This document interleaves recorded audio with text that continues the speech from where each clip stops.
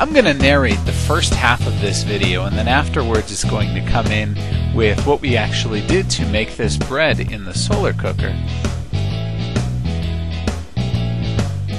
But basically this is me pouring the milk. Now you can get the ingredients list right next to the video here, but this is me putting in the sugar and the salt, all the things that went into the bread, and about 6 cups of flour went into the bread when we made it. You can see I'm trying to figure out what exactly I'm doing there.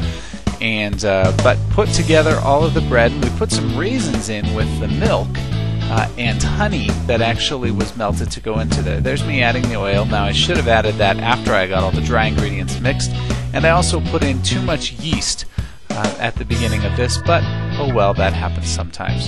The other thing I did was added some extra milk, thinking that it needed it, and what happened was the dough got so sticky.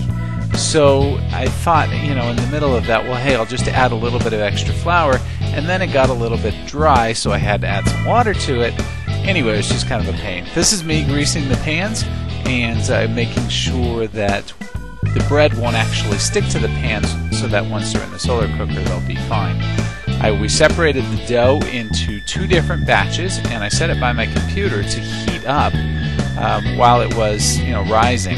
That was about 320, and then about 340 I went outside and realized that I'd set the solar cookers up with the bread in it, but it was cloudy, and you know, that just wasn't going to do any good for us. So we let it sit overnight and got started the next day about noon. We left it in the oven overnight, and this is just taking it out of the oven. And we put it out in the solar cookers that time of day. You can see there's just a ridiculous amount of reflection coming off of there.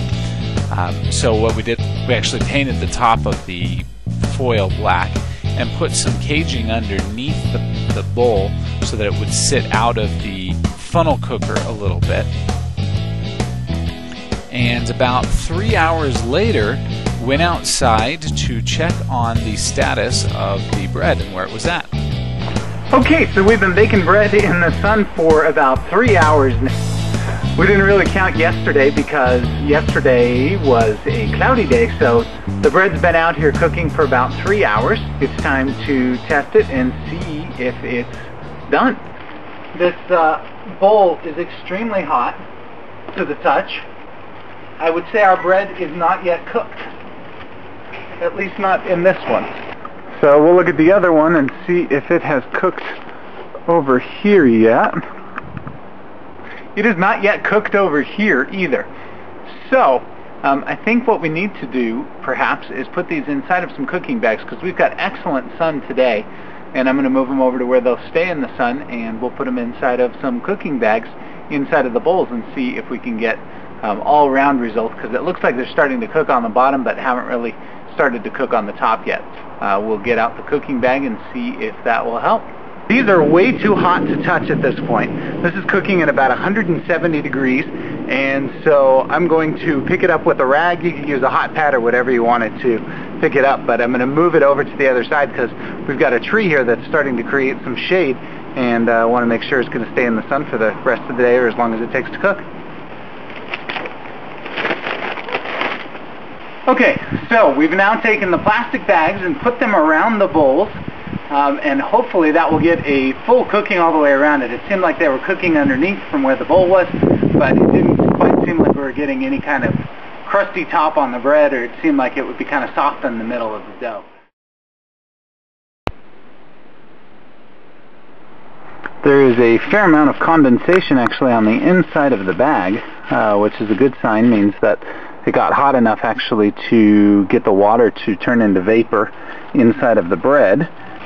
Same thing in the other bag over here, fair amount of condensation in the bag. They're still too hot to carry without a hot pad, and they've probably been sitting in the shade now for about 30 minutes. So we're going to take them inside and see if they have cooked completely.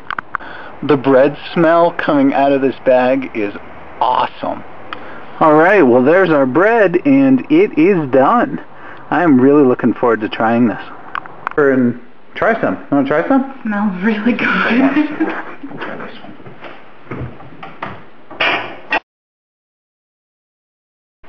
There's our bread. So we're going to try it now.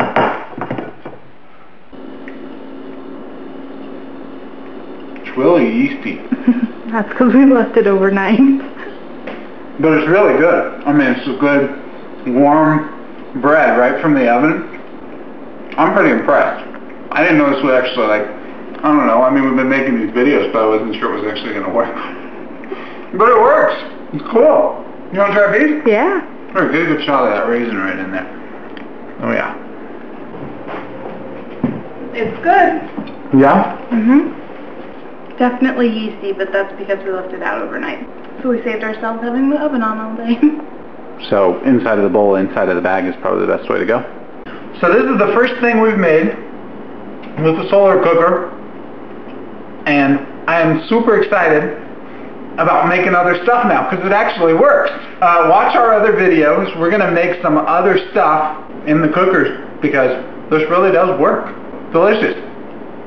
So we know that like 5,000, no, it's more than that. We know 17,000 people are currently living in a refugee camp off of the food that they eat from a solar cooker, but it's a totally different thing. Like, that's in Africa, and this is here in Parker, Colorado, and we don't always think that it's what works there will work here. This works.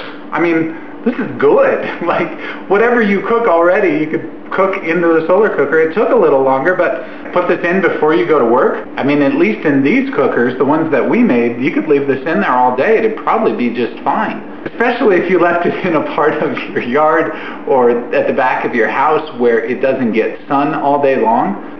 I think you could just leave it out in the morning and let it cook during the day if it's not food that, like meat or something. But if it's bread, you could totally have fresh baked bread when you come home, just leaving it in the solar cooker all day and leave it in there while you go to work. So pretty cool that it actually works, and very excited about what we can do going forward.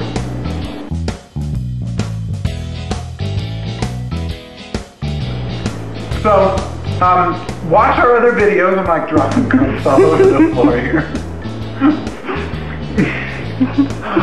Oh, yeah. Especially if you left it in a part of the place.